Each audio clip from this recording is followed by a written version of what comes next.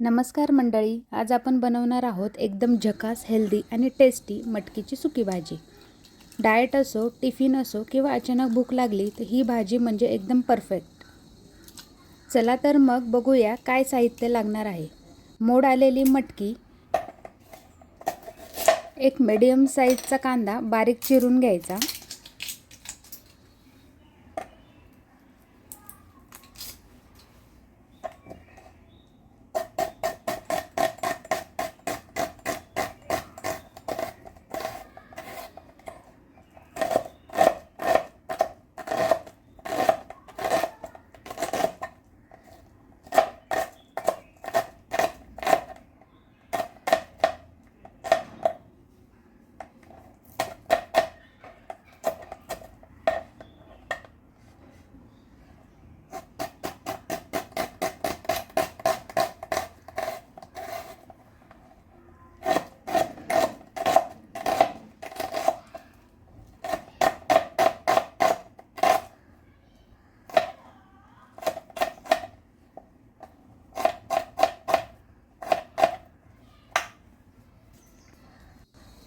कांदा कापून झाल्यानंतर आपल्या आवडीप्रमाणे अर्ध किंवा एक टोमॅटो तुम्ही बारीक चिरून घेऊ शकता।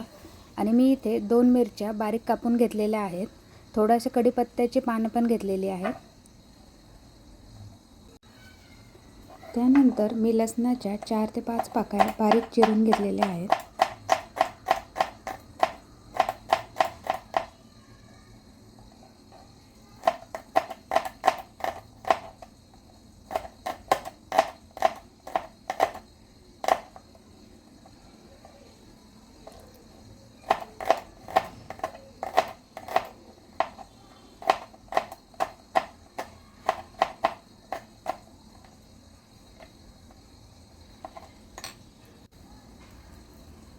या ठिकाणी मी थोडीशी कोथिंबीर स्वच्छ धुवून बारीक चिरून घेते।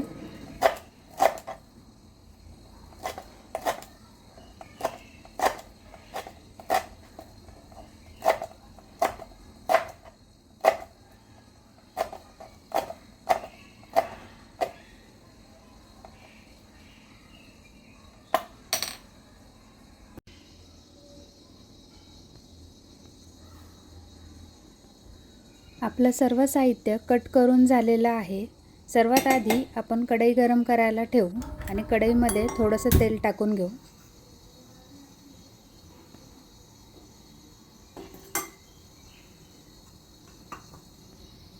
तेल गरम झालं की त्यामध्ये आपण 2 चमचे जिरे टाकून घेऊ। जिरे चांगले तडतडले की लगेच लसूण आणि मिरची टाकायची।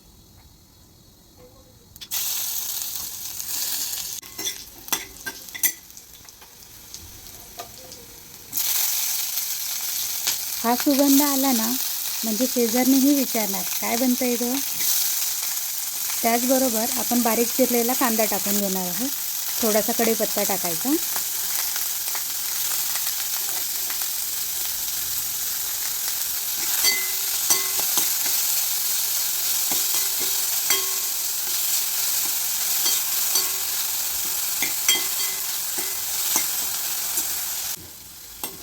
कांदा चांगला परतल्यानंतर त्यामध्ये आपण बारीक चिरलेलं टोमॅटो टाकायचं आणि टोमॅटो चांगलं परतून घ्यायचं।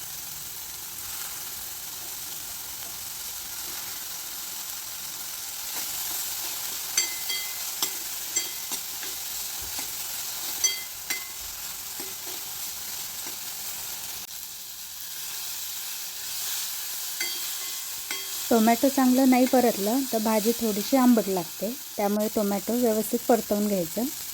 त्यानंतर आपण त्यामध्ये थोडीशी हळद टाकणार आहोत, थोडंसं लाल तिखट चवीप्रमाणे आणि आपण थोडासा सांबार मसाला टाकणार आहोत। सांबार मसाला टाकल्याने मटकीच्या भाजीला एक वेगळीच चव येते। मसाले टाकल्यानंतर आपण सर्व मिश्रण एकदा परतवून घेऊ। त्यामध्ये थोडीशी आपण कोथिंबीर टाकू।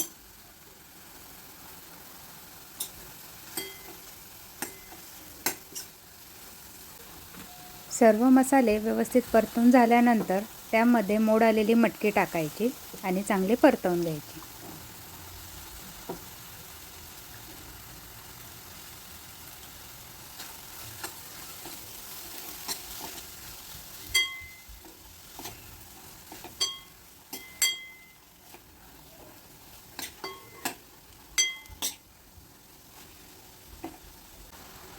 मटकी सर्व मसाल्यांमध्ये व्यवस्थित मिक्स केल्यानंतर त्यामध्ये चवीनुसार मीठ टाकायचं आणि परत एकदा हलवून घ्यायचं. वरून थोडीशी बारीक चिरलेली कोथिंबीर टाकू आणि परत एकदा हलवून घेऊ.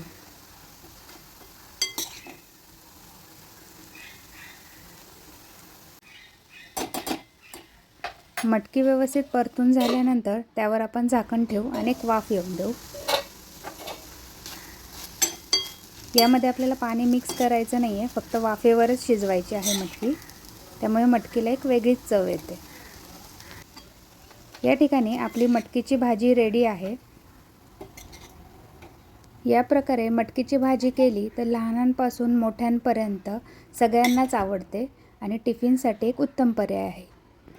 जर माझी रेसिपी तुम्हाला आवडली असेल तर माझ्या चॅनलला सबस्क्राईब करायला विसरू नका.